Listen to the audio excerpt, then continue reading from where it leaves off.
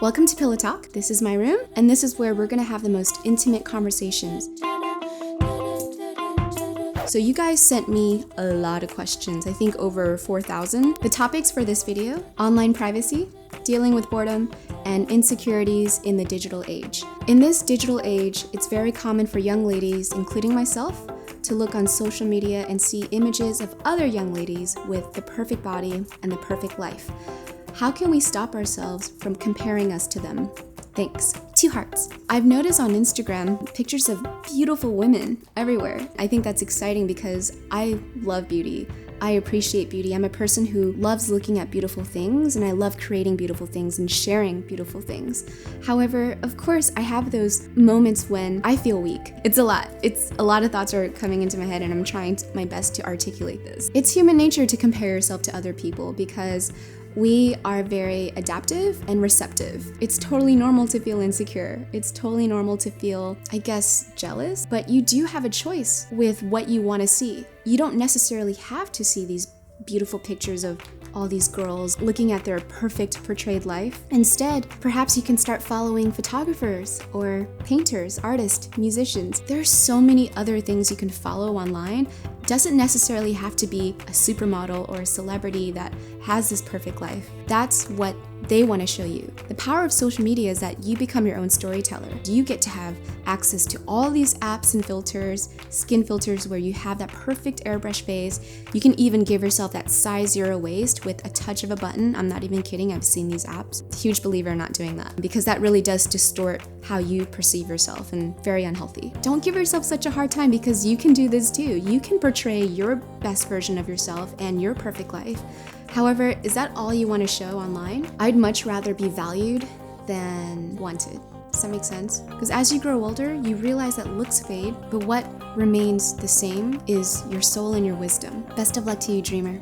Do you think parents should prohibit their children to use phones, computers, and stuff like this until they become older? Everything in moderation. If you're going to give your child a phone or an iPad, I would prohibit them having access to the internet. Give them tools that they can use to create games for them to really invigorate their minds. If you're going to give them access to the world, that's tough because it's so easy to find, porn on Instagram or on Twitter. A lot of the times, these social media platforms, they're big, they're massive, but they can't censor everything because everyone's uploading around the same time. It's really hard. When you're a child, you're absorbing everything, you're a sponge. And if they have access to seeing all this vulgarity, and that's going to imprint something on their mind. I mean, honestly, people around the world still to this day, they live perfectly fine without the computer and internet. So it's really up to you and your choice as a parent. Then again, I'm not a parent, so sometimes I feel like I'm a kid. With all those movies that I watch when they hit the big screen, some scare me and want me to keep changing myself, like the movie Duff.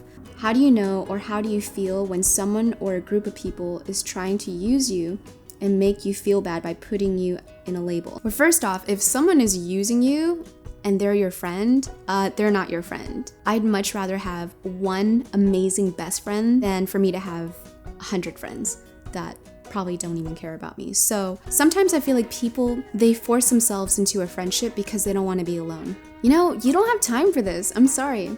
Life is too short. So you're going to a school where everyone is trying to figure themselves out. How can you really make quality friends? Friendship takes a lot of work. It's like a real relationship, a relationship that you would have with a boyfriend or girlfriend. If there's no sacrifices in a friendship, that's tough. And if that other person is not reciprocating back to you, this friendship becomes a one-way street. That's not friendship. Focus on yourself, focus on your giftings, and develop that because that will take you places, not someone that's going to bring you down. Boom.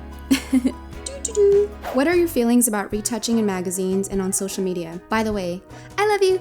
I love you too. Okay, this is my honest opinion. I really don't care. When I see a beautiful picture of someone, I'm not going to dissect it.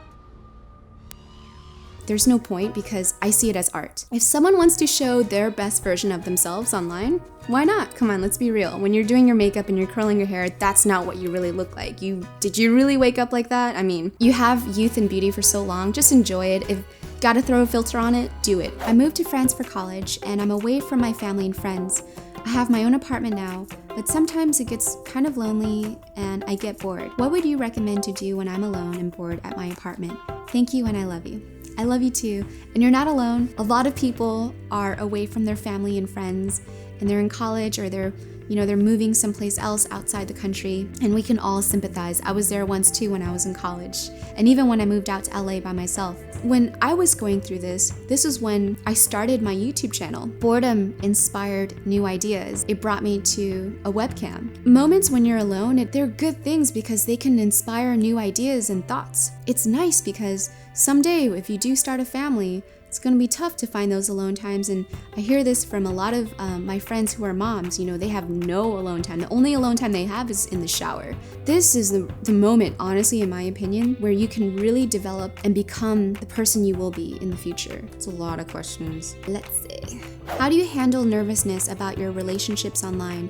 How do you keep them safe and strong? Well, what I like to do is I like to send pictures. I'll designate a day where it's like a wacky Wednesday or a freaky Friday where we have to send each other funny things, not freaky pictures, like funny things that might freak us out. You have to have consistency when you have relationships online because we're so connected to other things, we tend to forget to connect with the people who matter most. To help maintain these, you have to keep constant communication.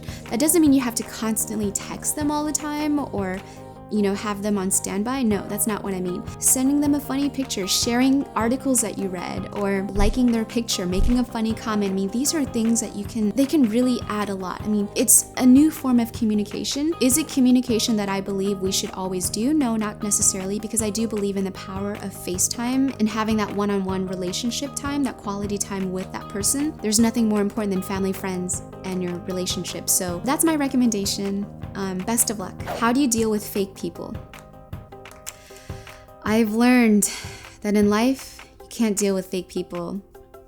Just gotta cut them out, ignore them. I know it's tough, but it's part of tough love, You're born, some people talk crap, some people say good things about you, and you die. Are you gonna live your life trying to make the people who are talking crap happy? Or are you gonna focus more on the people who love you, who will nurture you, and who will better your life?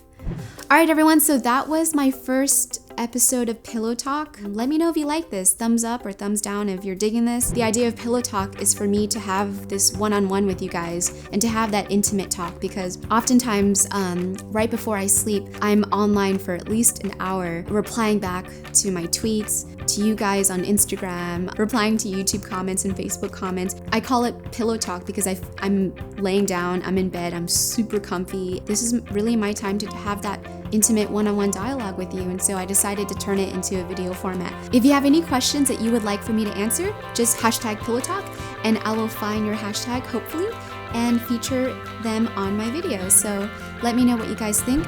I love you so much, dreamers. Best of luck with everything, and of course, good luck. I don't know what I'm doing. Bye!